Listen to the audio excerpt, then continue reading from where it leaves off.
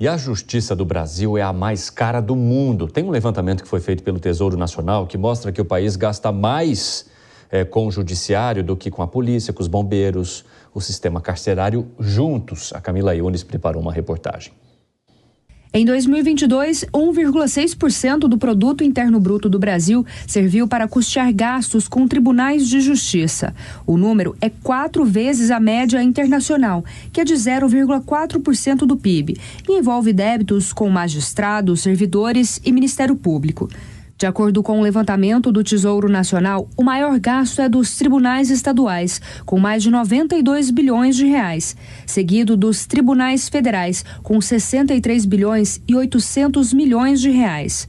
Para a gestora de políticas públicas da USP, Bárbara Cristal, é preciso refletir sobre a efetividade dos gastos. Se esse gasto que está mensurado, se ele se reflete na eficiência, na eficácia, na efetividade do nosso judiciário. Esse é um ponto muito importante. Gastar não é o problema, desde que o nosso resultado seja proporcional a esse gasto. Bárbara Cristal defende também o debate sobre uma reforma no setor. A gente tem que pensar, muitas vezes, nessa possível reforma do judiciário, porque são salários, muitas vezes, extremamente altos, né? Principalmente quando a gente compara aí com outros países. Então, talvez fazer essa discussão de uma reforma do judiciário também em relação à previdência seja importante, tá? Porque esses gastos ele está relacionando o quê? A questão da folha, a questão de previdência e alguns outros benefícios. Em 2021, a Câmara dos Deputados aprovou um projeto de lei que limita supersalários no serviço público. A proposta, que tem apoio do presidente Luiz Inácio Lula da Silva, está parada no Senado.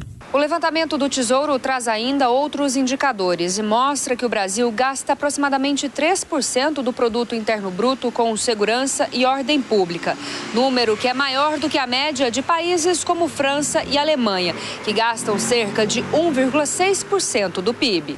A economista especialista em gasto fiscal e contas públicas, Vilma Pinto, diz que o relatório é importante para mostrar gastos e prioridades do governo. Quando a gente olha a evolução dos gastos do governo, nos últimos anos a gente vê, de fato, um aumento, né, de gastos nessa área de assistência social, na área de previdência também, né? A gente teve uma reforma previdenciária, mas a gente tem observado aumento recente no número de beneficiários. O Tesouro usou dados do IBGE, do FMI e também da OCDE.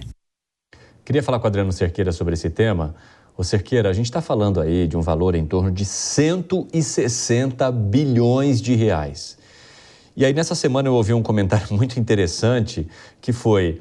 É mais do que o valor do que o governo precisa para poder zerar o déficit em 2024. Então, se você cortasse um pouquinho desse valor, já zeraria o déficit público aí. É no mínimo assustador, né? Olhar para esses valores que são gastos no judiciário brasileiro, no mínimo. O cidadão brasileiro comum, ele vê uma discrepância do que é gasto, né, em termos de poder judiciário no Brasil, e a eficácia e a própria efetividade desse poder na nossa vida, né? A gente, é comum você ter penas que são, sentenças que são bastante atrasadas, você não vê uma decisão rápida, ligeira sendo feita. Então, a questão da eficiência do Poder Judiciário entra no primeiro circuito aí, né, quando a gente vê esse gasto bilionário e um retorno, a meu ver, bastante insuficiente.